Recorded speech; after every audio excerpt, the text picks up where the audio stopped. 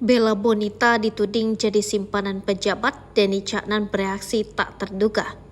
Bella Bonita baru-baru ini digosipkan menjadi simpanan pejabat beristri dan membuat Denny Caknan bereaksi. Artis Bella Bonita memang kerap menjadi sorotan usai menikah dengan Denny Caknan. Kabar terbarunya, Bella Bonita dituding menjadi simpanan pejabat, bahkan hal itu diketahui oleh Denny Caknan. Hal tersebut bermula dari unggahan akun TikTok Bukan Fansmu 3. Memperlihatkan komentar seorang netizen menyinggung masa lalu Bella sebelum dinikahi Denny.